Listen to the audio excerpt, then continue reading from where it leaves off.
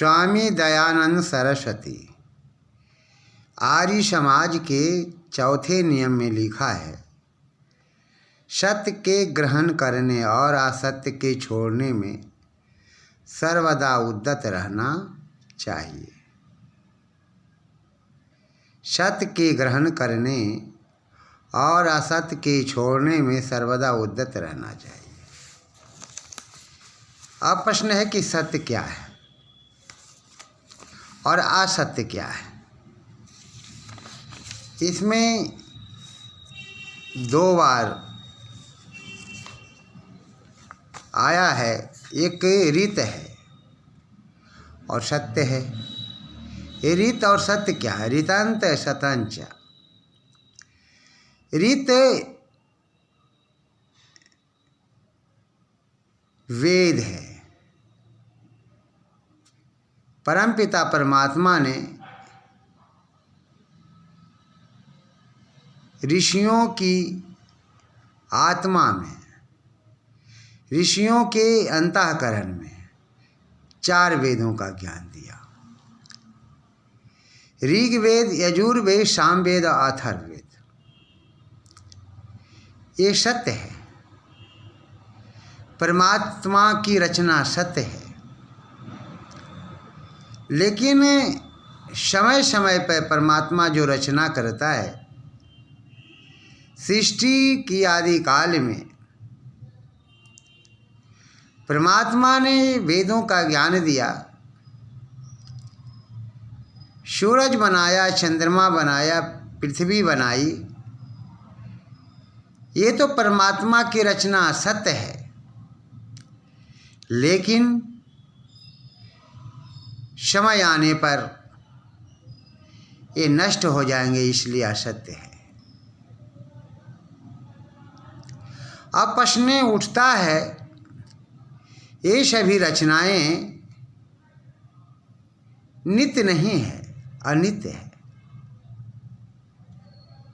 जो सदा रहने वाला नहीं है वो अनित्य है।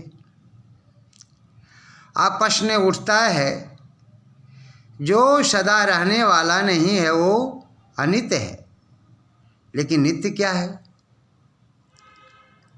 तो कहता है ईश्वर, जीव और प्रकृति ये नित्य है। ये हमेशा रहने वाली है। ये 3 अनादि सत्ताएं हैं जो कभी नष्ट होती नहीं है। इसमें ऋत, वेद आदि जो भी परमात्मा की रचना है ये ऋत है।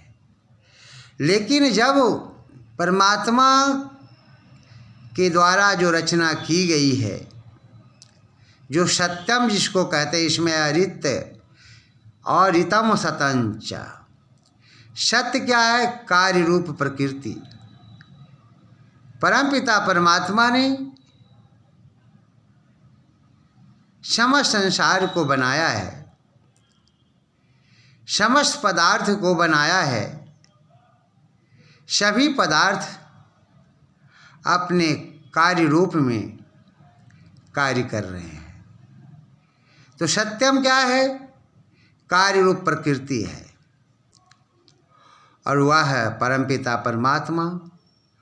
अविद्धात, सर्वत्र सभी जगह प्रकाशमान है। और परमपिता परमात्मा ने तपसा अपने ज्ञान से समस्त संसार को आलोकित किया है। परमेश्वर की ज्ञानमय कार्य रूप प्रकृति उत्पन्न हुए, उसी सामर्थ्य से जल के समुद्र भी उत्पन्न हुए। अब इसमें कहा गया कैसे? ऋतांत सतंचा अविधा तपसो अध्यजायता। अध्यजायता क्या हुआ? उत्पन्न होना। उत्पन्न हुए तथा फिर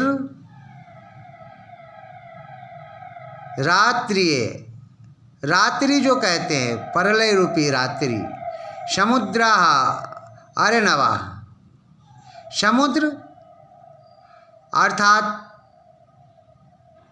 पृथ्वी, आकाश, समुद्र, अरेनवा महासागर, इन सभी रचनाओं को परमपिता परमात्मा ने बनाया है। और परमात्मा ने अपनी तपस्या से, कन्वर्सता से, जो परमेश्वर की ज्ञानमय या अनंत सामर्थ्य से वेद विद्या और कार्य रूप प्रकृति उत्पन्न हुए, उसी सामर्थ्य से प्रलय और उसी सामर्थ्य से जल के समुद्र भी उत्पन्न हुए। एक समय आएगा, परमपिता परमात्मा ने सृष्टि की रचना की है, एक समय आएगा ये नष्ट हो जाएंगे और इसकी भी अपनी अपनी समय की सीमा है। लेकिन आज हम परमात्मा को भूलते जा रहे हैं। जिस परमपिता परमात्मा ने इतना सुंदर शरीर दिया है, उसको हम भूल रहे हैं। आगे कहा गया, उसके बाद परमपिता परमात्मा ने वर्ष बनाया, वर्ष की रचना की, अहोरात्र दिन और रात बनाए और सहज स्वभाव से परमपिता परमात्मा ने सूरज बनाया। चंद्रमसौ सूर्या चंद्रमसौ धाता यथा पूर्वम कल्पयत। परमपिता परमात्मा ने सूरज बनाया, चंद्रमा बनाया और पहले जैसे था पृथ्वी सागर आती उसी प्रकार से बनाए। फिर उसके बाद परमपिता परमात्मा ने दिव्य प्रकाश दिया, पृथ्वी बनाई, मध्यलोक में अंतरिक्ष बनाया, स्वाहा असमस्त लोक लोकांतरों को बनाया। इस प्रकार से परमात्मा ने बनाया, लेकिन हम परमपिता परमात्मा को भूल रहे हैं। ये निश्चित है आत्मा अजर और अमर है, ये कभी मरती नहीं है। जब आत्मा अजर और अमर है, कभी मरती नहीं है, तो हमारा परम दायित्व होता है कि हम आत्मा को शुद्ध करें, पवित्र करें और अपने शुद्ध आत्माओं के द्वारा हम परमेश्वर को पाने की कोशिश करें। लेकिन हम क्या करते हैं? प्रभु की भक्ति से दूर होते जा रहे हैं। जो प्रभु की भक्ति से दूर होता है वो अपनी मूर्खता का परिचय देता है।